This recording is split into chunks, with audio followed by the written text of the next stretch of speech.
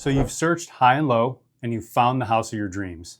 And you can afford the house, but you still lose to a cash buyer. And that was about to happen to my client. A beautiful home, $750,000, in one of the most sought after communities in the area. He was up against a buyer who needed financing and he was about to lose. So we made a couple of moves. He became the cash buyer without selling a single investment. And by the time it was all done, he had saved about $40,000. If you have assets and you're tired of getting beat in this market by people waving cash, stick around. I'm gonna walk you through the exact play that we ran. The same one that I run for wealthy buyers who wanna win without simultaneously blowing up their financial plan. So let me set the scene for you. Affluent community, limited inventory, the kind of street where most homes get multiple offers in a weekend. My client wanted it.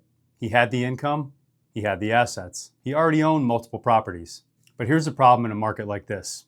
A financed offer, even a strong one, is actually the weaker offer. The seller looks at two buyers. One's paying cash, one needs a mortgage, an appraisal, and several weeks of underwriting. The seller usually picks the sure thing just about every time. The problem was my client was the buyer who needed financing, and he was losing.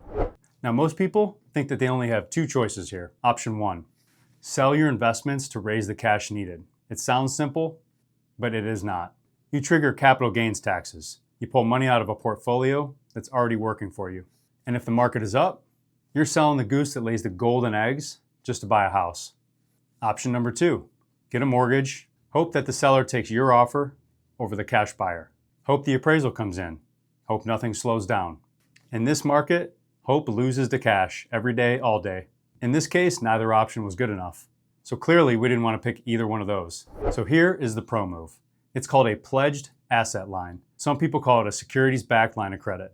And here's how it works. Instead of selling your investments, you borrow against them.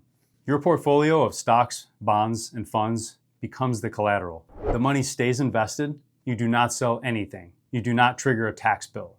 And depending on what you hold, you can often borrow a large percentage of your portfolio's value. So my client set up a pledged asset line through his brokerage, drew the cash he needed, and walked into that deal as a true cash buyer. No financing contingency, no appraisal holding up the offer, no waiting for underwriting. He beat the buyer who needed a mortgage. And ultimately, my client won the home. Now, I'm going to be straight with you here because I don't like to sell fairy tales. A pledged asset line is a real debt.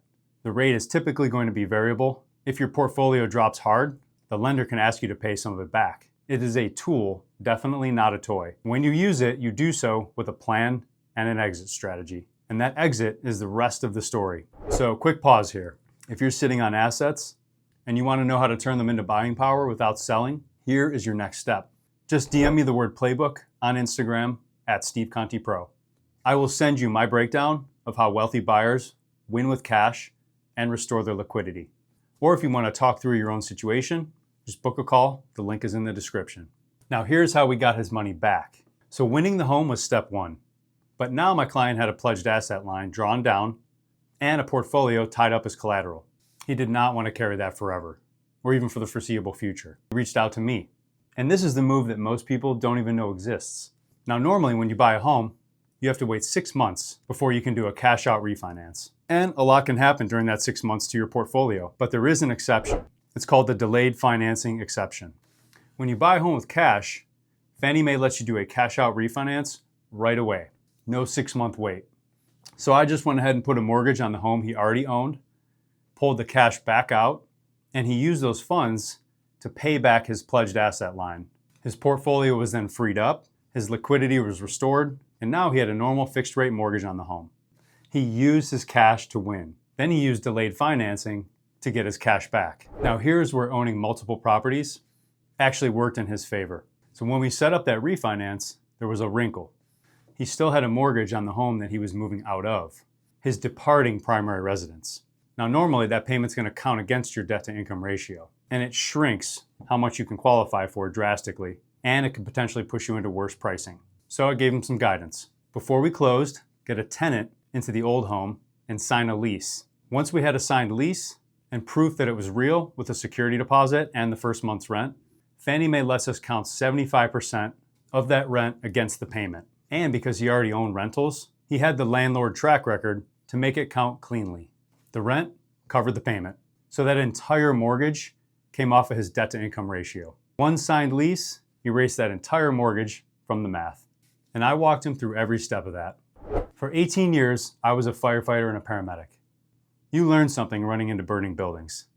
The person who knows the play before the pressure hits is the person who wins. Not the loudest one, not the one with the most money, but the one who is prepared and knows exactly what to do next. And that is what my client got. Not a salesman, but a strategist who already knew the moves before he even needed them. Now here's where it gets even better for my client. This is win number 3. When it was time to do that refinance, I was not the only lender he was talking to. Another lender had already quoted him at a higher interest rate. So I went to work and I secured him a lower rate. He paid a small amount in points to buy that rate down, nothing crazy. And here's what most loan officers never do. I built him an amortization schedule, side by side. My rate against the other lender's rate, dollar for dollar, over the full life of the loan.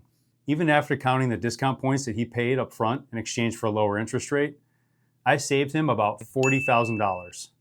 Not a sales pitch, a spreadsheet. Now that is the difference between a quote and a plan. Anybody can read you a rate off a screen.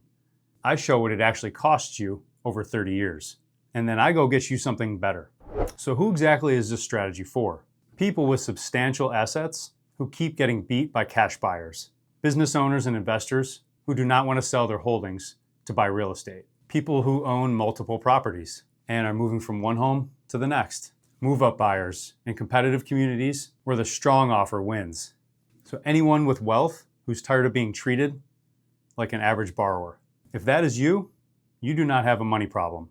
You've got a strategy problem. And that is fixable. All right, so here's the bottom line. My client did not have more money than the other buyer. He simply had a better plan. He pivoted. He got creative. He won the home, kept his investments working, took a whole mortgage off his ratio, and saved $40,000 on the financing. And that is what you can expect from me.